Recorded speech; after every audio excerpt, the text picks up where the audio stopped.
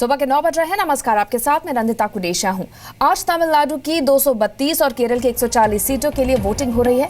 तमिलनाडु और केरल के अलावा आज ही पुडुचेरी की 30 सीटों के लिए भी वोटिंग हो रही है। आपको बता दें कि तमिलनाडु, केरल, पुडुचेरी के अलावा पश्चिम बंगाल और असम में भी वोट डाले गए थे और उन सबकी गिनती यानी पांचों राज्यों में हुए वोटों की जो गिनती है वो 19 मई को की जाएगी।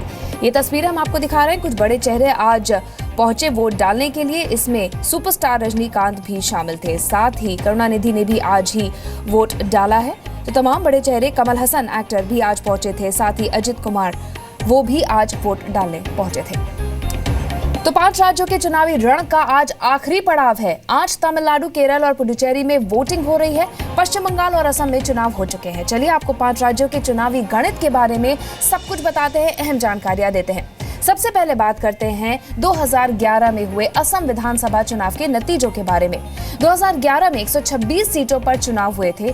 कांग्रेस को 78 सीटें मिली थी, वहीं AUDF को 18 सीटें मिली, जबकि अन्य के खाते में 30 सीटें गई थी।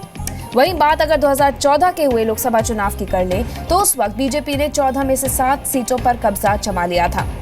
और अब केरल की बात करते हैं। केरल में 2011 में 140 सीटों पर चुनाव हुए थे।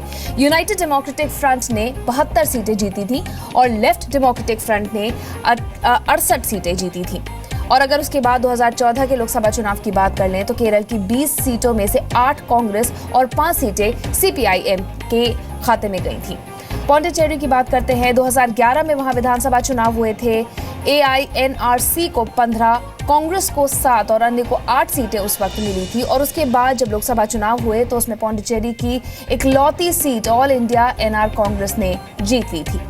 अब आपको बता दें कि पौंडीचेरी में इस बार 5 राजनीतिक दलों ने मिलकर पीपल्स वेलफेयर फ्रंट बनाया हुआ है। तमिलनाडु की बात करते हैं। 2011 विधानसभा चुनाव में यहां पर 234 सीटों पर वोटिंग हुई थी। 150 सीटों पर AIADMK और 29 सीटों पर DMK ने जीत दर्ज की थी। उसके बाद लोकसभा चुनावों में तमिलनाडु की 39 सीटों में से 37 पर AIADMK ने जीत दर्ज की थी। पश्चिम बंगाल की बात करते हैं। पश्चिम बंगाल में 2011 में 294 सीटों पर वोटिंग हुई थी।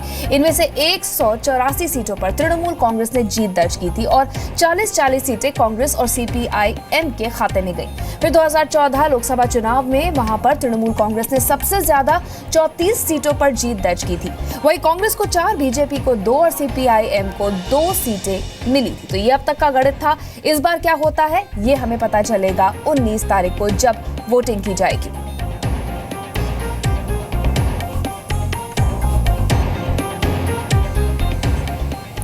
चलिए, तो 19 तारीख को आएंगे नतीजे और इसकी अपडेट्स आप जी न्यूज़ पर देख सकते हैं।